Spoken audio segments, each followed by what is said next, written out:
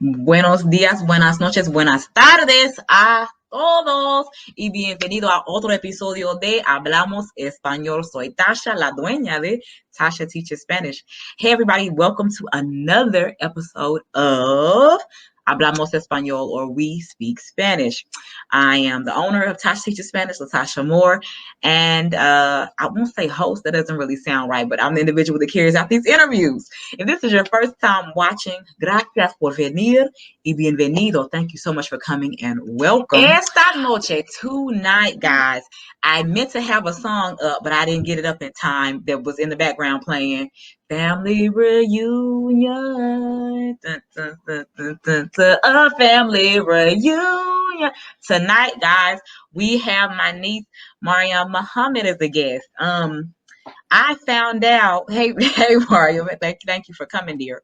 I've known Maryam and her interest in Spanish for a while, but I have another relative that I need to have on the show because I didn't even know they spoke the Spanish they do speak. So you'll be seeing some more of my family members this year. Yay. But Maryam is the, I believe, fourth child of my eldest brother. And she'll talk to you about her family. She can do that herself. But thank you so much, dear. Thank you, Maryam, for joining me tonight. No problem. I appreciate you taking out time from your schedule. All right, so to you, the viewer, if this is your first time, every interview we start off by having el invitado, the guest, talk about themselves and introduce themselves in Español. So this gives you the opportunity to test out what you know, see what you know, see what you don't know. Most people know at least a little more than they realize. And so that is the purpose here. At the end, Maryam and I will go over the same questions in English so you can get confirmation to see what you got right and what you did. Okay, let's go. So, número uno. Maryam, ¿de dónde eres? Estoy de Chicago. Ok, y ahora, ¿qué es tu trabajo? ¿Qué haces? Estoy una maestra en una escuela en Luisiana. Ok, muy bien. ¿Cuáles son tus pasatiempos? Mis pasatiempos. ¿Qué haces en tu tiempo libre? Sí. Me gusta leer, cambiar,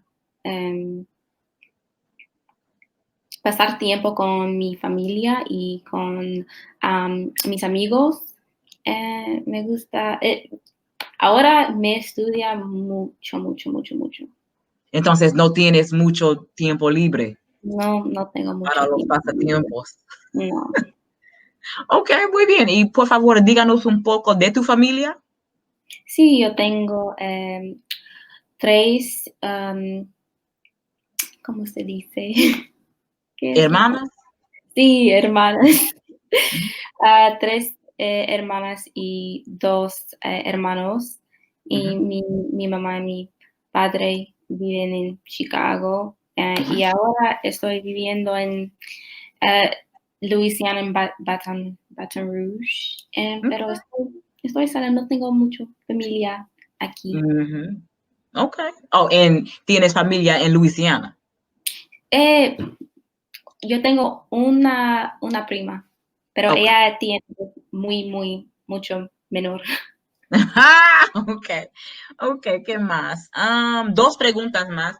¿Quién es o cuál es tu canción favorita en español? Mi canción favorita en español es Bajan por una banda, se llama Pescado Rabioso. Baja por una banda. El título de la canción es Bajan, y la banda se llama Pescado Rabioso. I never heard of these folks. ¿Rabioso? Es una banda argentina, de Argentina. Oh, ok. Bajan. Ok, pues gracias por enseñarme algo porque es nueva para mí. Luis. Sí. Ok. Es una canción muy interesante, es una banda de rock. Ok, pues es nuevo para mí, gracias. Entonces, esta banda es tu grupo musical favorito también o no? No, pero me encanta las canciones ¿cómo se dice? El proyecto O que género, no, like, no el género, no, pero proyecto. me encanta el álbum Pescado Rabioso. Ok, entiendo, comprendido. Ok, entonces, ¿quién es tu grupo o cantante favorito de Latinoamérica? Em, no lo, no lo tengo. Está bien. Spinetta es la ¿cómo se dice? Cantante. Cantante de la banda. Ok, estoy aprendiendo mucho. Spinetta. Spinetta, sí, Luis Alberto. sí. Ok, lo veo aquí en Google. Okay, well, Elfine. So to you, the viewer, it's done. What did you catch? What did you not catch? Stick around to see if you got anything right, which I'm sure you did. So tonight, guys, we're taking a little turn. There's a little, not a turn, but yeah, I guess a realistic turn with this interview. Maryam started studying Spanish several years ago, but through the years has lost a bit. And so I love that reality because I think with this program, we have people on here who are native or just really fluent.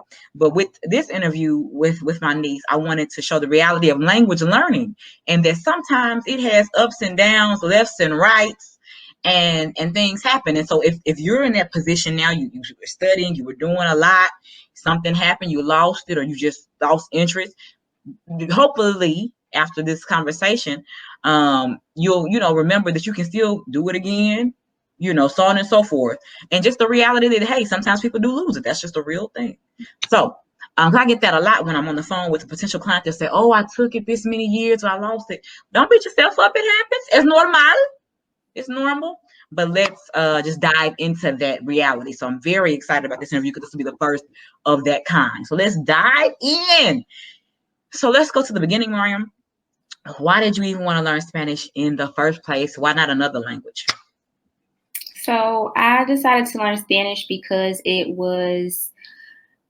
I felt like it was an easy language to learn. I didn't feel like it was very challenging, and our options were either Spanish or French. And I felt like Spanish would be of a lot more use to me than French. That makes sense. And this is in high school.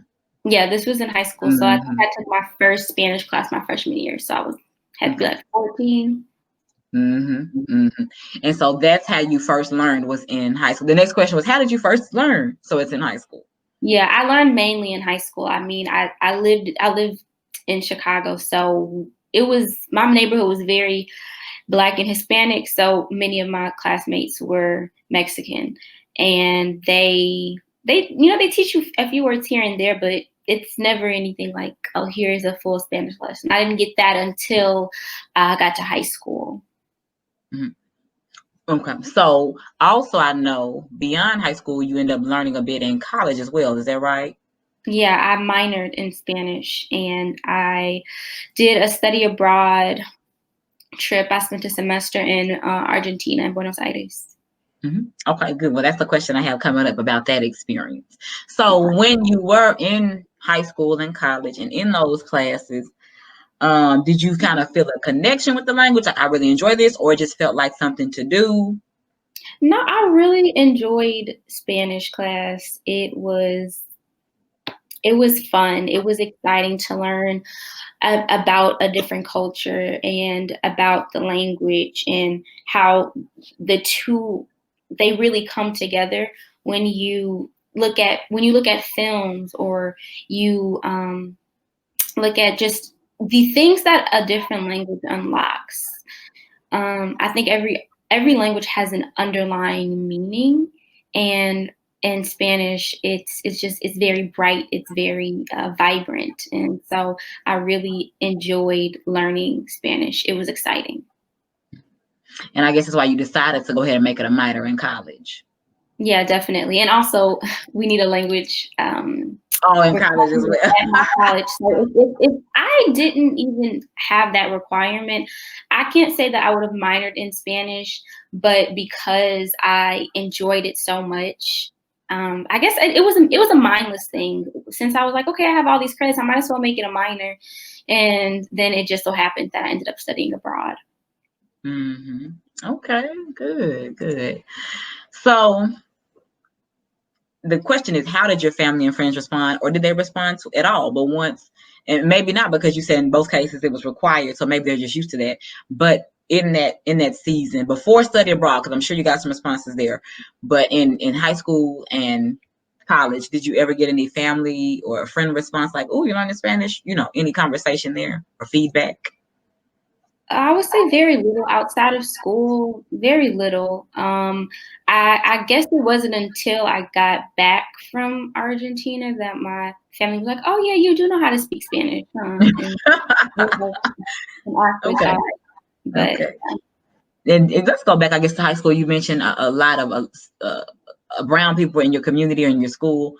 Um, did you ever end up talking to them in the language during that time? Was that just an easy window to just connect the dots, or way to practice with your Spanish speaking classmates? yeah. So when I got to high school, my high school was predominantly Black. So Oh, my okay. my elementary experience and my middle school experience, that is when I had many classmates who spoke Spanish and that was their first language. But when I got to high school, we all were speaking English. So the only time I really got to use Spanish in high school was when I was in class or working on a project. It was always school related. hmm Okay. Next up, that question is probably for later. So let's Okay. go on to talk about living abroad. You already mentioned that you were in Argentina. How long were you there? These are just all potential talking points. How long were you there? How were you received? Any likes and dislikes? And were you able to find any Afro Latinos there? So I'm asking all of this, but you can add more. Yeah. Okay. Thanks. So I was in Argentina for 4 months, from February to June. And the the way I was received, it was interesting. They are not used to seeing too many Black people, or that at least was my.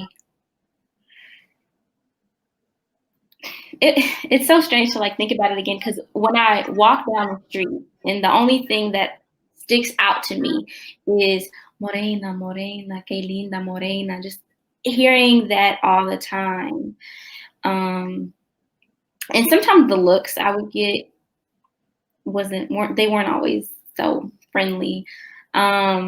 People always asked to touch my hair. Some people just touched it without And asking. yeah, I had to educate some people myself, because then they would be like, "Oh, I didn't know," or it wouldn't have been me. So I would say, "No, you don't do that. That's not good." So yeah. Yeah.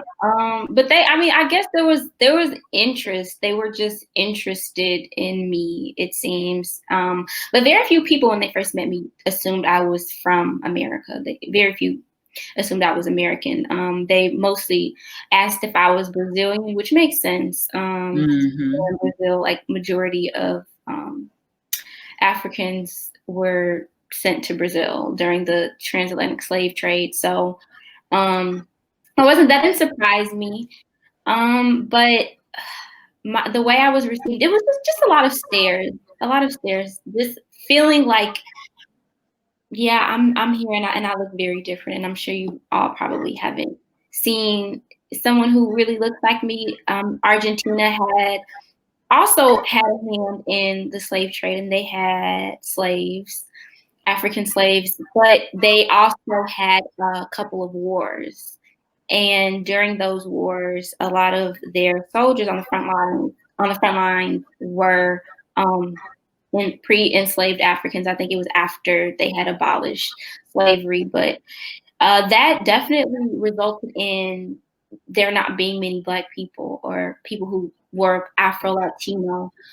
Majority of the Black faces there were Haitian immigrants or West African immigrants.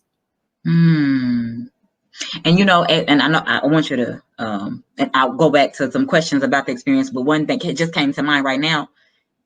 Did you end up meeting any indigenous people then? I mean, and when I say indigenous, I mean, what is it, mestizo, whatever you want to call it? But the people who were there before colonization, they're usually in little populations as well.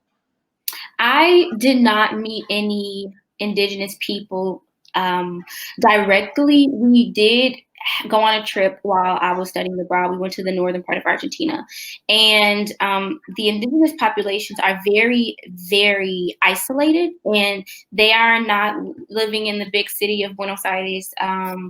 And I remember having a language partner, and he was telling me how at his university there was an indigenous student, and he was pretty much ostracized by the student population. It was very strange to hear that, and really just Argentina, majority of their population is European. It's the most European country in South America. I just learned that tonight. Okay. Yeah, majority of them came. I want to say in like I hate to say this. I mean, because I loved Argentina. I loved the experience there, but Argentina has a very violent history. I mean, very similar to American history in a way. But it was like, we're going to wipe everyone out and we want it to be white. And even to the exclusion of, we don't even want Black people, even if they are our slaves or our property or they are benefiting us in some way, we want them gone. And so the indigenous people live in the northernmost part of the country. So it sounds like, since you said they are the most European, they really succeeded or just about succeeded in their desire to eliminate everybody else. They definitely did. Even when I was in Argentina, in Buenos Aires, I had visited Paris, I want to say that same year when I came back, and towards the end of the year. And honestly, I could see why people had said it was the Europe of South America, because when I went to Europe, I'm like, this literally looks like Buenos Aires. It looks just the same. So it is a very European country in South America. Okay, I just learned so much in those few words. So you already said you liked it. Well, what did you like? And then I think maybe we've heard some of your dislikes. I don't know, but we'll start with your likes. Okay, so my likes. I did like the metropolitan. It was a big city, and I'm used to living in a big city. I was very glad that I wasn't somewhere in the fields or in a country place. I love. I'll stop there because I have a question now.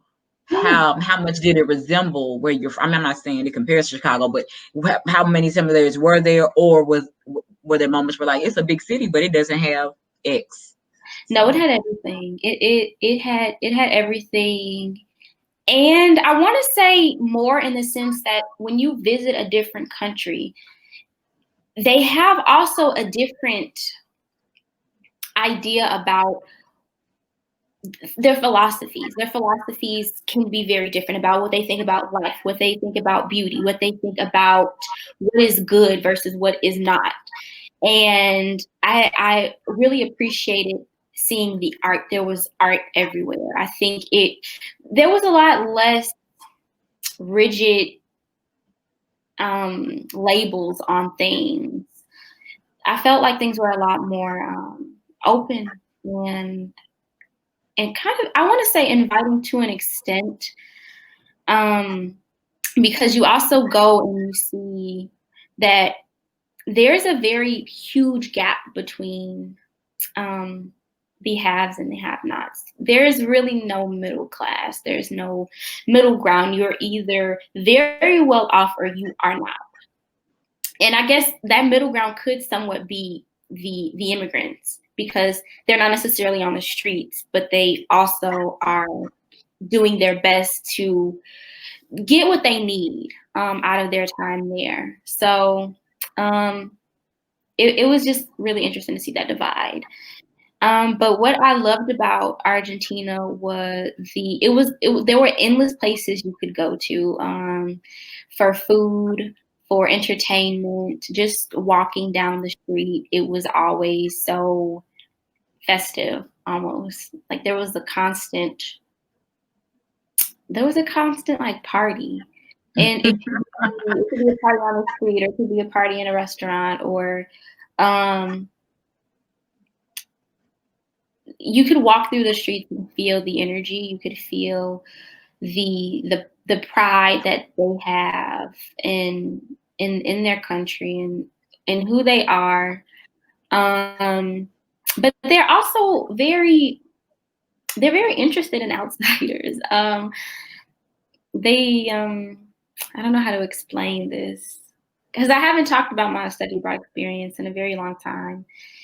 And I don't know if I ever got the chance to really reflect on it, outside of me having done so in the moment as I'm experiencing things, or talking with some of the other people that I was on the trip with. But there were many things to love about Argentina. I don't have many things that What was one of your favorite food dishes? So there was this place, it was called El Corriente, I believe, and they sold these empanadas, and they were to die for. They were absolutely amazing. I remember just going. I would go there like twice a day. I remember trying to go there on the last day of my trip, and I think they were closed. They were closed on that day.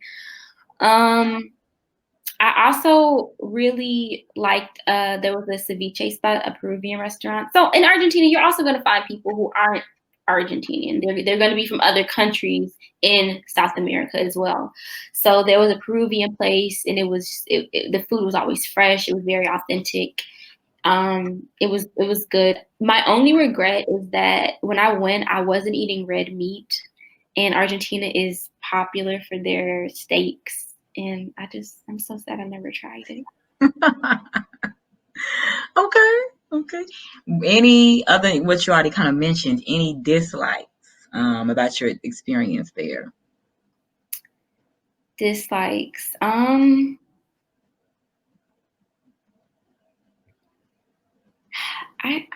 There is nothing I disliked. There were times where I want to say the first month and a half, I really struggled. My first 2 weeks living in Argentina, it was like I was on a honeymoon. And my roommate at the time, we were like this. We did everything together. We basically went to the restaurant.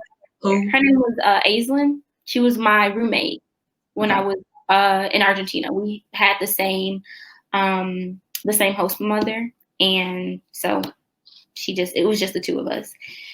And we did everything together. And then I remember walking down the street one day, and I was so sad. And we were walking home together, and I was like, just go home without me. I'll meet up with you later.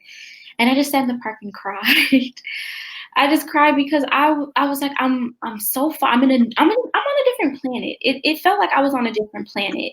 I was like, Okay. yes, I do know how to speak Spanish, but the dialect is so different. You'll see Argentinian Spanish is so different, worlds apart. Sometimes it feels like from the Mexican dialect that I was taught when it came to Spanish. And that was hard to adapt to. But after that, I never cried again. I never found myself missing home. In fact, I was bawling like my last week. I just picked my favorite spots that I had found while I was there and just cried there because I was so sad to go. I have no dislikes from my time in Argentina because I cherished every moment and every bad moment.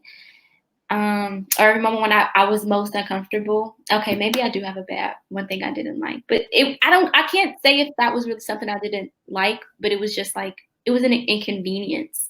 Okay, well, go ahead. Sometimes when it would rain, the streets would be flooded because they didn't have the best sewage system.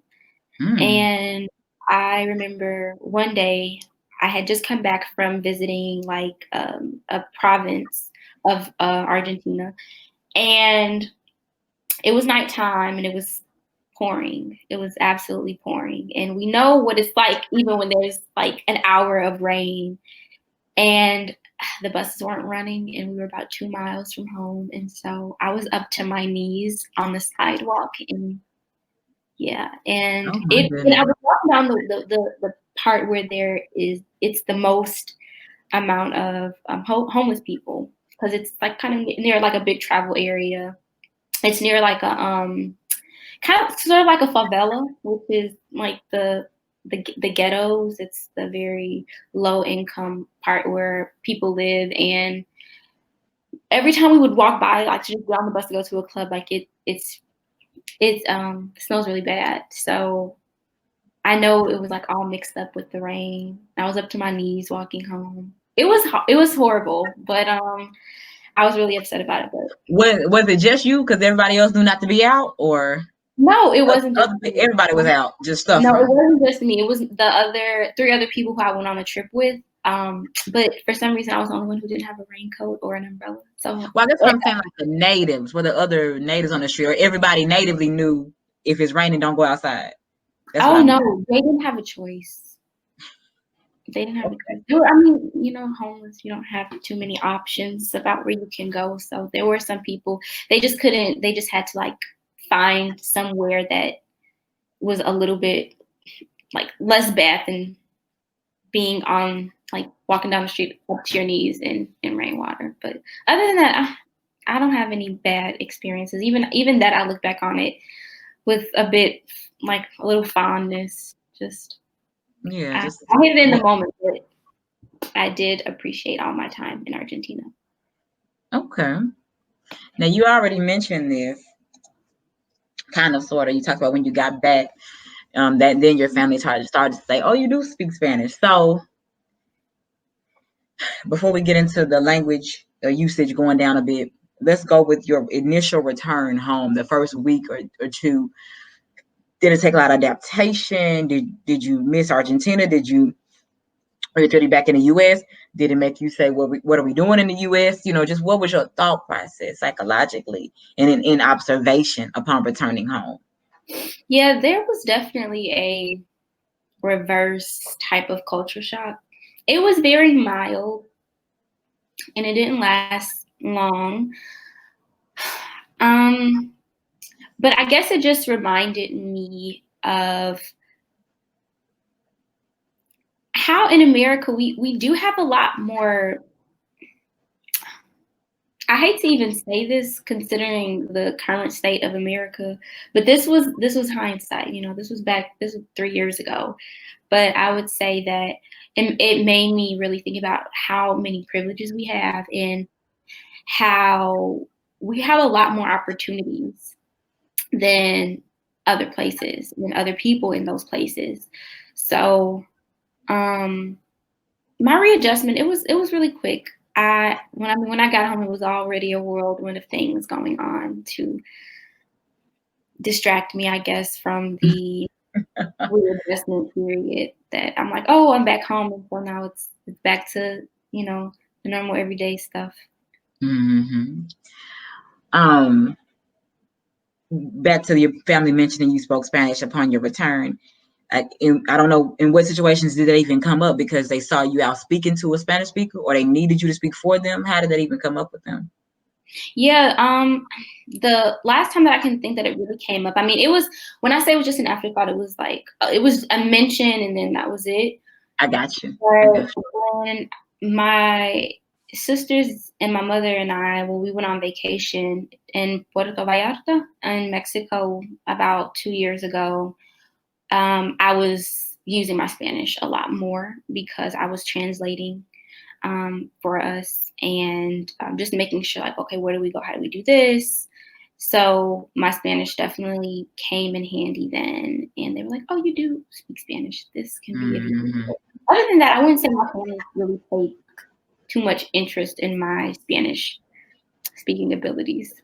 Okay. So when did you notice or that your use of the language first started declining? So I will say one thing. My older sister Asia, she was talking to me, and she asked me about my Spanish, and she was like, "Oh, Makiba, you do speak Spanish?" And I remember saying, yes, but and this one I kind of realized, like, oh wait, my Spanish use, like, it isn't as good as it used to be. And you don't remember when this is, do you? A year ago too? I graduated from college in December of 2018. Okay. And up until then, I was using my Spanish frequently because I was in school and I had to, of course, write papers in Spanish and have whole discussions in Spanish. And even though I remember not knowing everything, I remember having about 80, 85%, maybe even 90% confidence in what I was doing, what I was saying. And I think I took I applied for a job and I took a test. It was a Spanish proficiency test. And I needed at least a certain score. I don't remember what I got, but it wasn't high enough for me to like be able to put that on my application. And so then I started thinking like, okay, maybe I don't know, maybe my school. So Those tests will do you like that. That'll have you feeling all kind of ways off. Oh, it definitely will. And you know what? Excuse me, interrupt you there. I'm gonna stop right there because I guess I'm doing this for the viewer as well. I would say this to you and the viewer. Like, never, I was talking to my clients about this today during her lesson. The Spanish that you need to make it in everyday life isn't going to be the same Spanish from literature nor news. And Right. so if you're to that point, good for you. But if you're not there, don't make that lack of ability to get that stuff make you doubt yourself, because the stuff you need to get by on most of these jobs, or just to make it through while you're in the country, or while the person's talking to you in your own country, it's low level. So have pride in what you know. Be confident in what you're doing. Don't let any test tell you don't know. Because I've known, in reference to taking an exam, I've known not native speakers but second generationers that couldn't pass some of those tests. Like, I used to work with a girl and she was like, yeah, I tried to take this interpreter test and I failed. So, yes, it is it's definitely a certain kind of language acquisition, as well as vocabulary, as well as it's all types of things that make sense. So if you're talking in a very professional sense, or there's something, there's a conversation that can go from something very general to something very specific. And if it's very specific in a localized area, even if somebody's speaking in English, you might be able to know all the words that they're saying, but the concept itself might not be like placing itself in your mind. So it reminds me a lot of taking a standardized test. So even though you'll be taking this test and you're like, I know all these words, but I don't know what I'm reading here. Like, I know the words, but I don't know what I'm reading. And sometimes it feels like you're reading another language. Sometimes it feels like you're looking at like a math equation or some type of symbols, and you're like, okay, I don't know what this is, but like, this is in my own language. So when it comes to Spanish, it's like sometimes words, it's not enough to understand the word itself, but to understand like the many forms of it, and then how it comes to be in conjunction with other words. Yes, like the context. So, but I also have realized recently, because I've been getting more questions about like, hey, are you using your Spanish? And the answer has been no, I'm not using my Spanish. But I will say it has prompted me to reach out to one of my Teach for America colleagues, and we're going to do weekly sessions, and we're just gonna have conversations in Spanish. That's great, excelente. And that was one of the final questions on my list. So you mentioned the first time you noticed it was declining is when your sister asked you about it. Yeah, I would say I would do the test first. The test, okay. Yeah. So why did it start declining? What do you think you could have done, or just could have happened in your life that helped you have kept it consistent? Well, I definitely agree with the phrase, if you don't use it, you're gonna lose it. Because it's true. It's true. If you don't, and that's not just with language, it's with so many things. It's like with your talent, your abilities, like the things that might have come you might have had a high level of proficiency in, but as you use it less and less, you don't even get to like increase those abilities, and you also don't get to like keep it at a baseline, because it kind of like reels back in. But I've not been using it. I've been hi, Kari. I'm sorry to the viewers and anybody else watching. So. I haven't seen him in so long. But I can put yeah, him on after the interview. I can put him on. okay. But yeah, I haven't been using my Spanish. I've been thinking about teaching. I've been thinking about my lesson plans. I've been thinking about prepping for the next thing that I want to do, and so I have not been focused on my Spanish. Okay, that's very honest. Where are your skills now? Okay, yes, it's declined, but you're not back to, I bet said that, so it may not be where it was, but where would you say you are? And I don't mean like on a ranking level, but just in your ability, like you can read, write, but maybe what you couldn't do. So where are you now? Where would you say you are now? I would say I am where I was in my Spanish prior to prior to my study abroad experience. Okay. Yeah, I would say I would feel like I'm at an entry level. No, I would say I'm past an entry level. I think that's not giving myself enough credit. I would say I'm probably where I was like my sophomore year in terms of my Spanish. I can have a conversation. I can translate. I can understand what someone else is trying to say or what they need. I can translate for a parent. I can understand what a child is asking me for. I can have conversations. And I honestly, as I'm thinking about it, I won't say I've lost my Spanish. But I would say I want to continue to improve my Spanish, and I think that's what I have not been able to do. I have not been able to improve it by way of using it more. So maybe that it's just been at a standstill.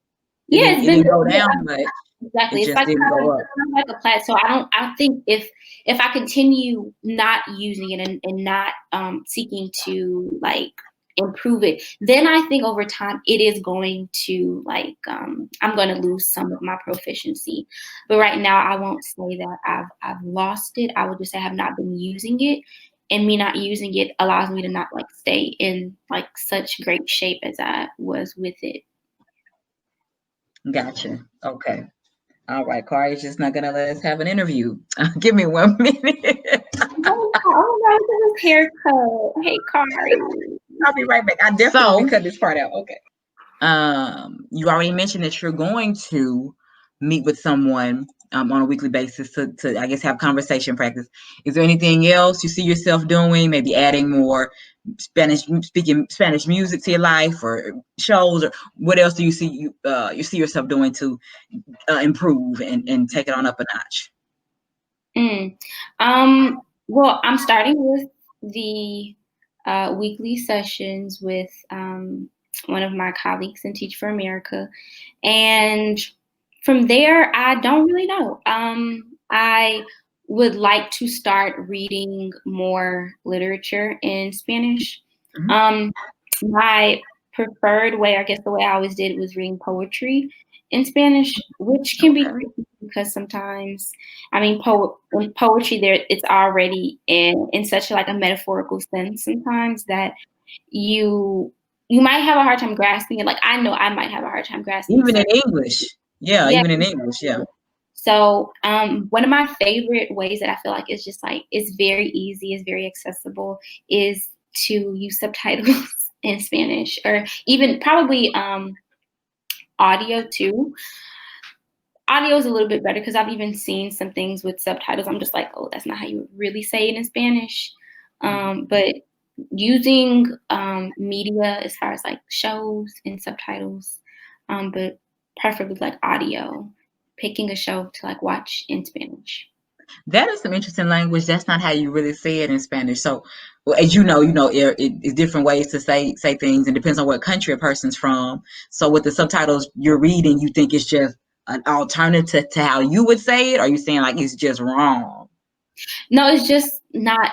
They're the right direct word translations. It's like it reminds me of when I was in high school, and teachers would always say, "If you use Google, I'm gonna know because that's not how you really in Spanish." And it's true. It's true. Like there are certain subtitles that you just it's the direct translation, but sometimes the direct translation isn't actually how you might. Doesn't convey the right meaning. I Exactly, got doesn't have you. the right meaning. Yeah.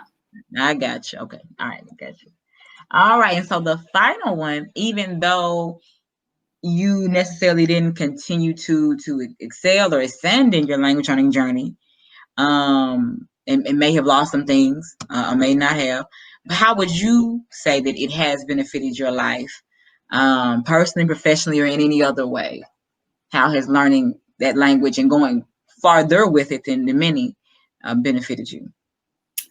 Well, the highlight of my language learning experience, and to be quite honest, I think it's unfair to call my study abroad experience like a true language learning experience because yes, I took classes in Spanish, and yes, I lived in a Spanish speaking country, but I did interact with friends outside of my um, American student Mm-hmm. bubble, and I do feel like those interactions definitely like grew my Spanish ability so much.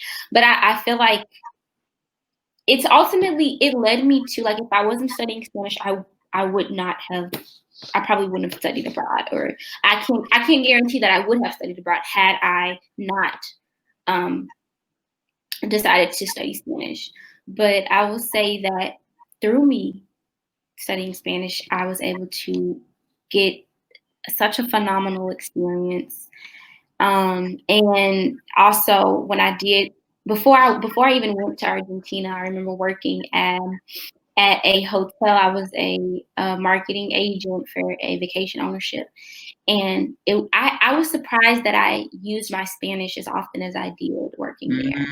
And it Mm-hmm. was amazing to see, oh wait, I really know Spanish. Like it was a moment where I just realized like, oh, I can really have a conversation with a guest and tell them where something is, give them the right directions, give them just like really what they need and engage in a conversation with them.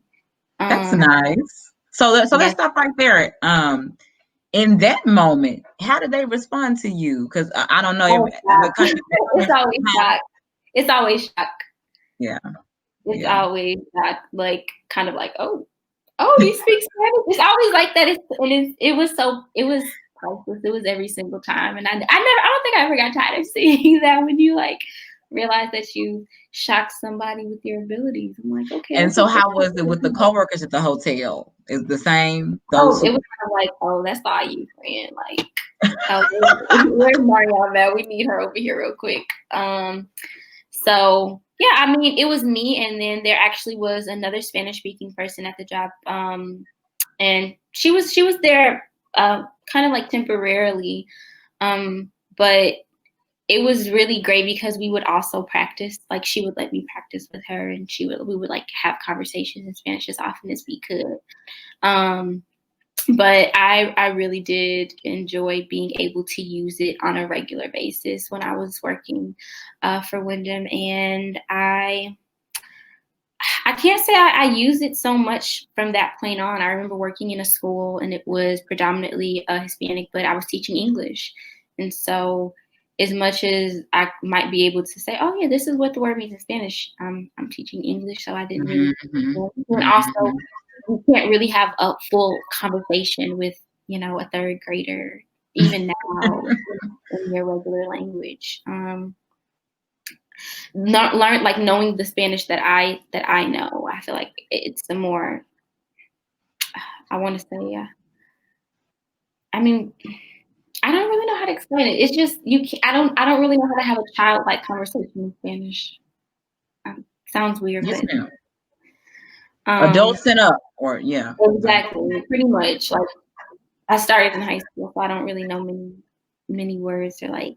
And I also think kids think. I mean, they speak in a less uniform kind of way, and I feel like the way I know Spanish is in a uniform way. Mm-hmm.